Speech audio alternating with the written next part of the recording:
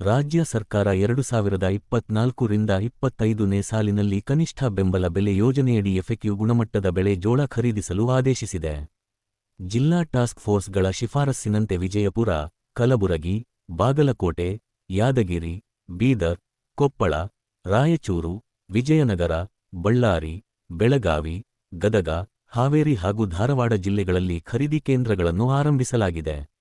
ರೈತ ಬಾಂಧವರು ಮಾರುಕಟ್ಟೆಯಲ್ಲಿ ಕಡಿಮೆ ಬೆಲೆಗೆ ಬಿಳಿ ಜೋಳ ಮಾರಾಟ ಮಾಡದೆ ಖರೀದಿ ಕೇಂದ್ರಗಳಲ್ಲಿ ಮಾರಾಟ ಮಾಡಿ ಸರ್ಕಾರದ ಬೆಂಬಲ ಬೆಲೆ ಯೋಜನೆಯ ಸದುಪಯೋಗ ಪಡೆದುಕೊಳ್ಳಬೇಕೆಂದು ಕೃಷಿ ಮಾರುಕಟ್ಟೆ ಸಚಿವ ಶಿವಾನಂದ ಎಸ್. ಪಾಟೀಲ್ ಕೋರಿದ್ದಾರೆ.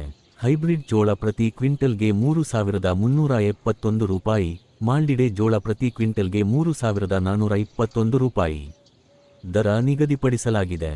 ಪ್ರತಿ ಎಕರೆಗೆ 20 ಕ್ವಿಂಟಲ್, ಪ್ರತಿ ರೈತರಿಂದ 150 ಕ್ವಿಂಟಲ್ ಬಿಳಿ ಜೋಳ ಖರೀದಿಸಲಾಗುವುದು. ಫ್ರೂಟ್ಸ್ ಐಡಿಯೊಂದಿಗೆ ಬಯೋಮೆಟ್ರಿಕ್ ನೀಡಿ ಖರೀದಿ ಕೇಂದ್ರದಲ್ಲಿ ನೋಂದಣಿ ಮಾಡಿಸಬೇಕು. ಆಧಾರ್ ಜೋಡಣೆಯಾದ ಎನ್ಸಿಪಿಐ ಚಾಲ್ತಿಯಲ್ಲಿರುವ ಬ್ಯಾಂಕ್ ಖಾತೆ ಖಾತರಿಪಡಿಸಬೇಕು. ಎಫೆಕ್ಟಿವ್ ಗುಣಮಟ್ಟದ ಬಗ್ಗೆ ಗ್ರೇಡರ್ ಪರಿಶೀಲಿಸಿ ದೃಢೀಕರಿಸಿದ ನಂತರ ಖರೀದಿ ಮಾಡಲಾಗುವುದು. ಮಧ್ಯವರ್ತಿಗಳು ಖರೀದಿ ಕೇಂದ್ರಗಳನ್ನು ದುರ್ಬಳಕೆ ಮಾಡಿಕೊಂಡಲ್ಲಿ ಕಾನೂನು ಕ್ರಮ ಜರುಗಿಸಲಾಗುವುದು. ರೈತರ ಬ್ಯಾಂಕ್ ಖಾತೆಗೆ ಡಿಬಿಟಿ ಮೂಲಕ ನೇರವಾಗಿ ಹಣ ಪಾವತಿಸಲಾಗುವುದು.